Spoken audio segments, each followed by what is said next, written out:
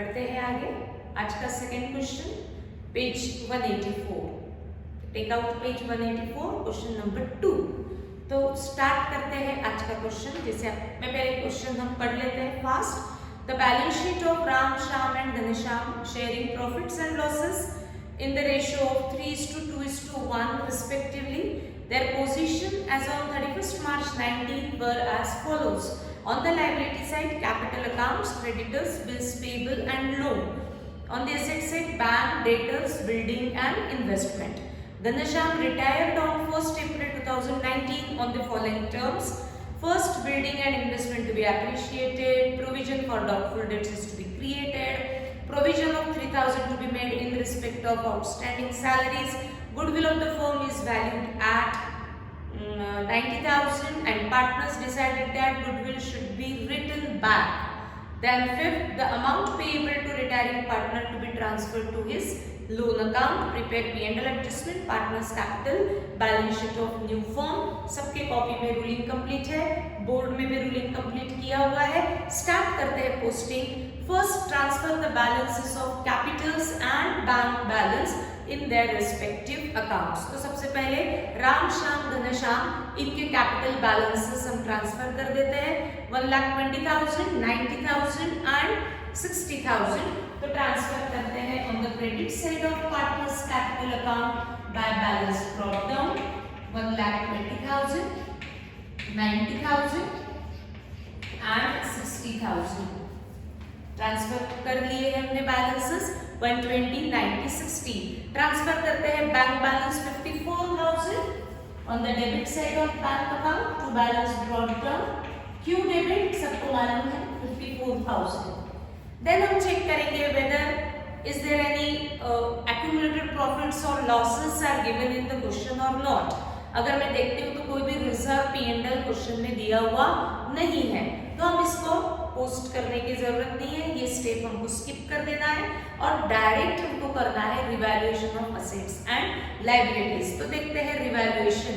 आपको दिया है first point, building and investments to be appreciated by 5% and 10% respectively.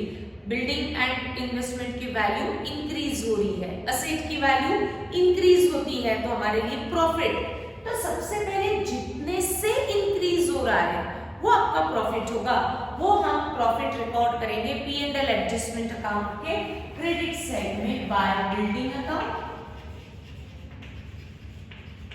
Building पे एप्रिसिएशन इज 5%, तो चेक करते हैं वैल्यू ऑफ बिल्डिंग इज 60,000। 60,000 का 5% is 3,000, that means increase value of building is 3,000। Revised figure of building post करेंगे on the asset side building 60,000। Old value of building is 60,000, appreciation दिया है 3,000, that means revised figure of building 63,000। Now same point में आपको दिया है investment is also appreciated by 10%, तो मुझे investment के ऊपर भी एप्रिसिएशन यानी इंक्रीज शो करना पड़ेगा। कितना इंक्रीज है, तो इन्वेस्टमेंट है 1,50,000, 150 का वैल्यू 10% से बढ़ चुका है, that means 10% is appreciation, 10% is profit, इसीलिए P&L एडजस्टमेंट के डेबिट में बाय इन्वेस्टमेंट अकाउंट। 1,50,000 का 10% इज 15,000, तो profit is 15,000। Revised figure of investment asset में पोस्ट करेंगे investment 1,50,000, appreciation appreciated at 15,000, that means revised figure of investment is 1,65,000। Next second adjustment, a provision for doubtful debts, provision is reserve for doubtful debts are to be created at 5% on debtors, that means RDD is to be maintained at 5% on debtors, that means your new RDD will be 5% on debtors। तो पहले मैं check करती हूँ क्या हमें old RDD question में दिया हुआ है क्या, तो बैलेंस शीट में कहीं भी RDD दिया हुआ नहीं है, ओल्ड RDD 0 है। अब आपको कितना क्रिएट करना है, 5% तो डेटर्स 90,000 है, 90,000 का अगर हम 5% कैलकुलेट करते हैं तो वो आएगा 4,500। ओल्ड आरबीडी 0 था, अब आपको उसको 4,500 करना है, यानी आरडीडी नाम के अकाउंट में रेज है, इंक्रीज है। फिर आरडीडी क्या है आपके लिए? हमारे लिए आरडीडी इज एक्सपेक्टेड लॉस। जो लॉस पहले 0 था अब 4,500 होने वाला है, यानी लॉस बढ़ेगा। तो लॉस होने के कारण P&L एडजस्टमेंट के डेबिट में to RDD account 4,500। Revised figure of debtors post करेंगे on the asset side. Debtors 90,000 show करेंगे विद आरडीडी। आरडीडी लॉस होने वाला है इसलिए हम माइनस कर देंगे 4,500। That means revised figure of debtors balance sheet में रिकॉर्ड किए जाएंगे 85,500। Done. Next, provision of 3,000 to be made in respect of outstanding salary. जैसे लास्ट क्वेश्चन में भी हमने provision for compensation for claim देखा था, यहाँ पे वापस आपको दिया हुआ है provision for 3,000 to be made in respect of outstanding salary. मैंने लास्ट पीरियड में भी कहा था जितनी भी एडजस्टमेंट्स आपको दी जाएगी वो या तो असेट है नहीं तो लायबिलिटी है। तो मुझे पहले डिसीजन देना है कि provision for outstanding salary is our asset और लायबिलिटी। आउटस्टैंडिंग सैलरी, सैलरी हम पे करते हैं, आउटस्टैंडिंग यानी ये पेएबल है। तो पेएबल है यानी ये एडजस्टमेंट लायबिलिटी से रिलेटेड है। तो ये लायबिलिटी मेरे ओल्ड बैलेंस शीट में है क्या, पहले चेक करो। तो ओल्ड बैलेंस शीट में 3,000 आउटस्टैंडिंग सैलरी जो दिया है वो कहीं भी मेंशन नहीं है। आउटस्टैंडिंग सैलरी आपको कहीं भी दिया हुआ नहीं है, यानी ओल्ड बैलेंस शीट में ये लायबिलिटी 0 था। अब आपको उसको क्रिएट करना है कितना, प्रोविजन 3,000, यानी जो लायबिलिटी 0 थी अब वो होने वाली है 3,000, यानी मेरी लायबिलिटी बढ़ रही है। लायबिलिटी अगर बढ़ती है तो लॉस है, इसीलिए P&L एडजस्टमेंट के डेबिट में to provision for outstanding salary 3,000, provision for outstanding salary 3,000। और ये लायबिलिटी होने के कारण इसका सेकंड डिफेक्ट लायबिलिटी में provision for outstanding salary 3,000। Then next, goodwill of the firm ये लास्ट में होगा। Amount payable to retiring partner ये तो सबसे लास्ट में होगा। तो अब हम आ जाते हैं बैलेंस शीट में। Non revalued assets liabilities as it is post कर देते हैं। लायबिलिटी में क्रेडिटर्स, बिल्स पेएबल, लोन, इन सब पे कोई भी रिवैल्यूएशन नहीं था, यानी ये बिफोर रिटायरमेंट आफ्टर रिटायरमेंट इसमें कोई चेंज है ही नहीं, तो इसको हम एज इट इज पोस्ट कर देते हैं। Creditors 22,000 posted on the liability side as it is 22,000. Then next liability is bills payable, again no revaluation is given, तो हमको bills payable पे कोई भी revaluation नहीं है 12,000. लोन कोई भी रिवैल्यूएशन नहीं है 50,000। एज इट इज हमने बैलेंस शीट में लायबिलिटीज को कैरी फॉरवर्ड कर दिया। कैपिटल्स हमने ऑलरेडी कैपिटल अकाउंट में ट्रांसफर कर दिए थे।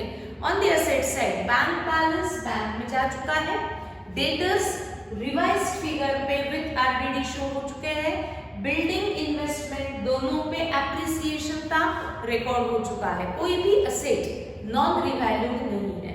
ठीक, तो अब हम क्लोज करेंगे P&L एडजस्टमेंट अकाउंट। ट्रांसफर करो balances in their respective capital accounts. अगर हम ट्रांसफर करते हैं, चेक करते हैं कि कितना प्रॉफिट है या लॉस है। देखने से ही पता चल रहा है credit is more 18,000 minus debit. अगर मैं कैलकुलेट करती हूँ दैट मींस 10,500, तो divide 10,500, ratio is given as 3:2:1, तो 10,500 into 3/6, 2/6 and 1/6। सबसे पहले आपको 6 से डिवाइड करके रख देना है। ठीक, तो कैलकुलेट करते हैं 10,500 इंटू 3/6, 1/6, 2/6।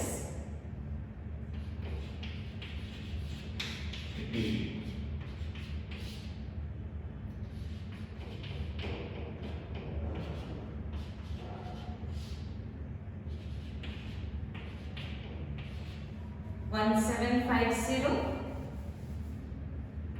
इंटू 2 करेंगे तो सेकेंड पार्टनर का शेयर आ जाएगा 3 करते हैं तो फर्स्ट पार्टनर का शेयर आ जाएगा।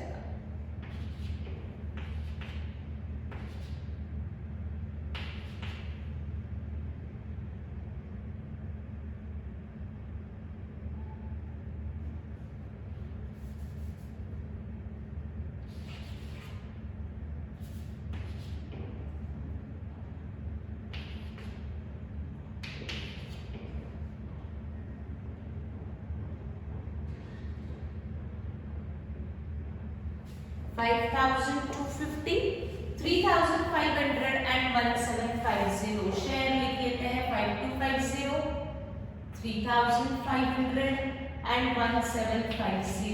First partner, first second partner and third partner Ram, Shyam and Ghanshyam. तो लिखते हैं राम्स कैपिटल फर्स्ट शेयर के सामने, Shyam's capital and Ghanshyam's capital। Partners capital की क्रेडिट में by P&L adjustment account 5250, 3,500 and 1750। Now revaluation account close होने के बाद फर्म से रिटायर होने वाला है पार्टनर। कौन रिटायर हो रहा है? Ghanshyam, that is third number का पार्टनर रिटायर होगा। जब थर्ड नंबर का पार्टनर रिटायर होगा तो उसको सबसे पहले हम गुडविल का शेयर कैलकुलेट करके दे देंगे और लास्ट में उसका टोटल अमाउंट पे करेंगे, या तो इमीडिएट या फ्यूचर में। क्या हो रहा है क्वेश्चन में दिया जाएगा। तो देखते हैं पहले गुडविल क्या दिया हुआ है। Goodwill of the firm is valued at 90,000. Underline, goodwill of the firm is valued at 90,000. That means this 90,000 is total goodwill of the firm. Firm का गुडविल है, यानी इसमें सारे पार्टनर्स का शेयर है। राम का भी है, श्याम का भी है, घनश्याम का भी है। हमें गुडविल को पेएबल दिखाना पड़ेगा eight the time of retirement. कि ये जो गुडविल आया है इसमें सारे पार्टनर्स का शेयर है, सारे पार्टनर का मेहनत का पैसा है, तो वो मेहनत का पैसा मुझे सारे पार्टनर्स को पेएबल दिखाना है कि सिर्फ रिटायरिंग पार्टनर को पेएबल दिखाना है। ये फर्म क्वेश्चन में दिया जाता है। क्या दिया हुआ है? Goodwill of the firm is valued at 90,000 and partners decided that goodwill should be written back। ऐसा कहीं भी मेंशन नहीं है कि Ghanshyam share is to be raised, यानी आपको पेएबल सिर्फ घनश्याम को दिखाओ, ऐसा कहीं भी मेंशन नहीं है। तो हमें गुडविल को पेएबल दिखाना पड़ेगा सारे पार्टनर्स को, क्योंकि आपको क्वेश्चन में जो गुडविल दिया है वो गुडविल ऑफ द फर्म दिया है, इसमें सारे पार्टनर्स का शेयर है। तो पेएबल भी क्या करेंगे? सारे पार्टनर्स को दिखाएंगे। तो बैलेंस शीट के नीचे प्रिपेयर की जाएगी वर्किंग नोट। इस वर्किंग नोट में सबसे पहली वर्किंग नोट बनेगी for goodwill and goodwill amount को हमें इस क्वेश्चन में ऑल पार्टनर्स को पेएबल दिखाना पड़ेगा, क्योंकि क्वेश्चन में दिया हुआ है गुडविल ऑफ द फर्म, इसमें सारे पार्टनर्स के शेयर है। तो पेएबल भी दिखाओ eight the time of retirement सारे पार्टनर्स को। तो अगर मैं सारे पार्टनर्स को पेएबल दिखाती हूँ तो goodwill account debit to Ram's capital, credit to हुमन इज पेएबल, राम को पेएबल है, श्याम को पेएबल है एंड घनश्याम को पेएबल है।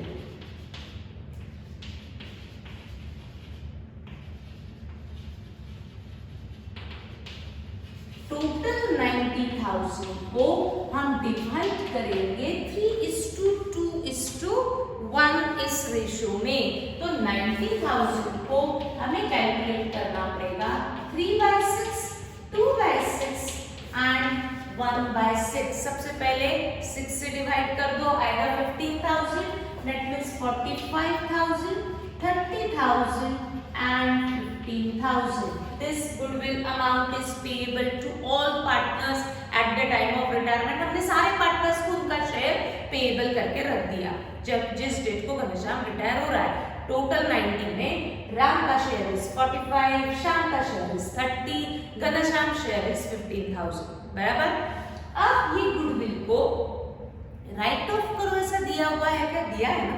पार्टनर्स डिसाइडेड दैट, अब आगे में जो पार्टनर्स कंटिन्यू रहने वाले हैं उन्होंने डिसाइड किया कि goodwill should be return back, यानी गुडविल को हमें बुक्स ऑफ अकाउंट में शो करना नहीं है, बट ये एंट्री में goodwill account books of account में शो हो रहा है। तो जो शो किया है उसको मुझे कैंसिल करना पड़ेगा, राइट ऑफ करना पड़ेगा, और कैंसिल करने के लिए हम गुडविल को अपोजिट इफेक्ट दे देंगे, इसीलिए क्रेडिट कर देंगे।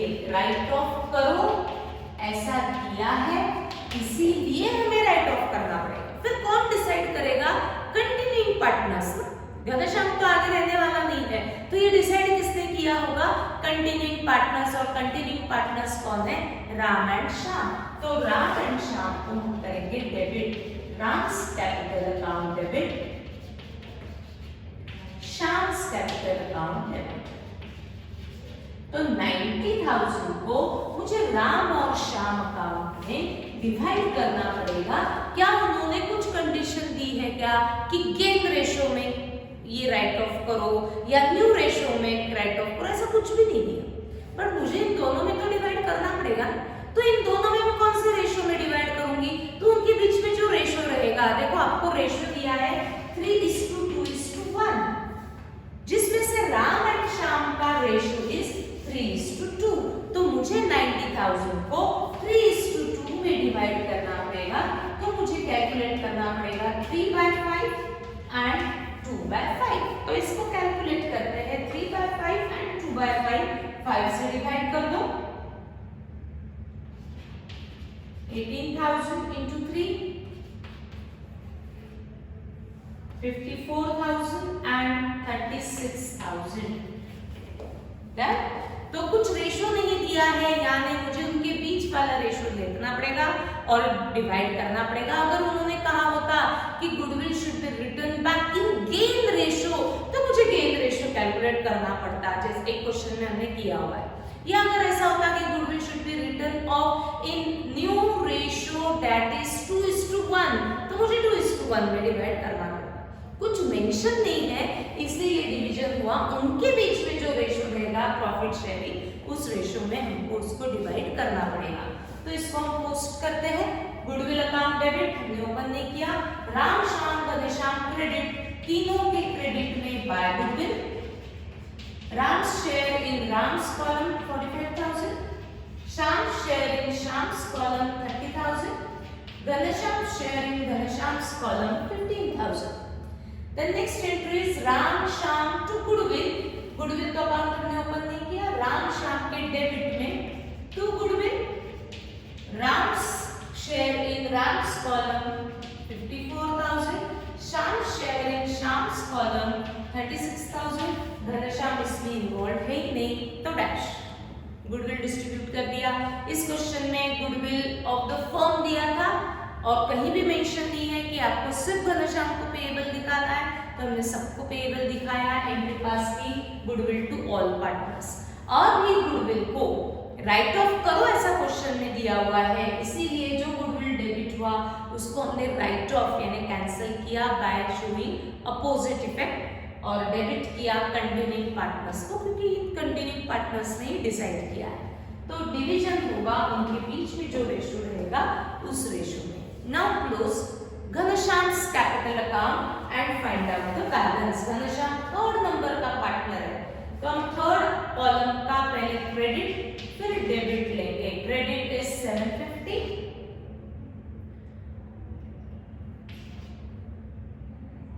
76,750 minus debit 0, that means balance is 76,750। ये बैलेंस क्या शो करता है कि फर्म को, घनश्याम को अमाउंट इज पेबल। पेबल कहां से आया? क्योंकि ये क्रेडिट बैलेंस है, क्रेडिट की टोटल ज्यादा है, that means amount payable to Ghanshyam at the time of his retirement. हमें 76,750 घनश्याम को अमाउंट देना है। क्या हम फुल अमाउंट दे सकते हैं? क्या हमारे पास उतनी कैश अवेलेबल है? एक बार कैश देख लेते हैं। मेरे पास सिर्फ 54,000 है बैंक में, यानी हम इसको फुल पेमेंट तो नहीं कर सकते। क्या पार्ट पेमेंट किया या फुल हमने उसको कहा फ्यूचर में लेके जाओ? क्या हुआ? लास्ट पॉइंट में दिया है the amount payable to retiring partner to be transfer to his loan account, यानी हमने उसको कहा ये फुल अमाउंट हम आपको आज नहीं देंगे, फ्यूचर में देंगे, इसलिए ये अमाउंट कौन से अकाउंट में ट्रांसफर करो? लोन अकाउंट में। तो मुझे उसका इफेक्ट लेजर में दिखाना पड़ेगा। तो कैलकुलेट करते हैं, क्लोज करते हैं उसका actual account. Balance 76,750 will be transfer to his loan account, इसलिए इसके आगे लिखेंगे टू घनश्याम्स लोन अकाउंट। नया अकाउंट इन्वॉल्व हो गया है, लोन अकाउंट एक ही बार आया है, यानी इसको बैलेंस शीट में लेकर के जाना पड़ेगा, क्योंकि ये लोन अकाउंट बैलेंस दिखाएगा। ये अमाउंट इज पेएबल, नो, तो पेएबल है, यानी मुझे उसको लायबिलिटी में लिखना पड़ेगा घनश्याम्स लोन अकाउंट। 76,750 हम घनश्याम का अमाउंट पेएबल कैपिटल करके शो नहीं कर सकते, क्योंकि घनश्याम अब फर्म में एज अ पार्टनर रहने वाला नहीं है, इसीलिए उसका अमाउंट जो पेएबल है वो कौन से अकाउंट के थ्रू दिखाएंगे? लोन अकाउंट के।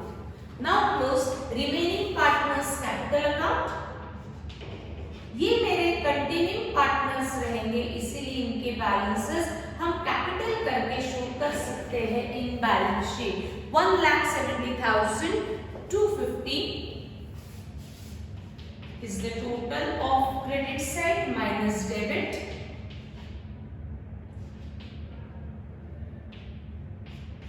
1,16,250 balance calendar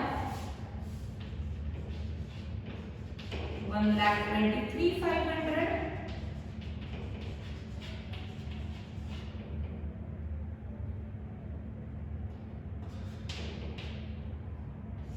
87,500 bank balance transfer करेंगे। बैंक में कुछ भी ट्रांजैक्शंस नहीं है, फिर भी हमको बैंक अकाउंट ओपन करना ही पड़ेगा एंड ट्रांसफर करेंगे बैलेंस शीट के एसेट में बैंक बैलेंस शीट के लायबिलिटी में capital balance, Ram's capital and Shyam's capital.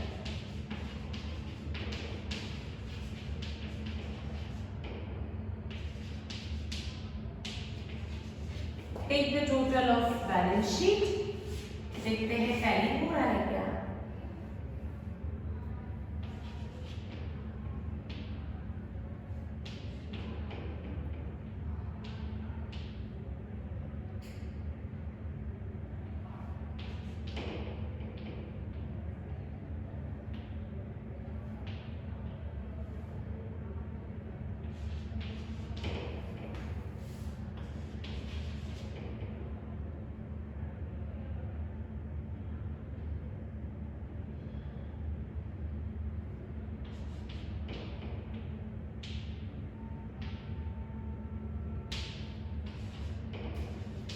$3,67,500 is the total of balance sheet. Again ये क्वेश्चन सिंपल ही था, ठीक? ऐसे हमने बहुत सारे क्वेश्चंस किए, बट सारे क्वेश्चंस आप मेरे साथ ही करो ताकि हमारा प्रैक्टिस भी हो जाए और कोई डाउट्स भी ना रहे, ठीक है?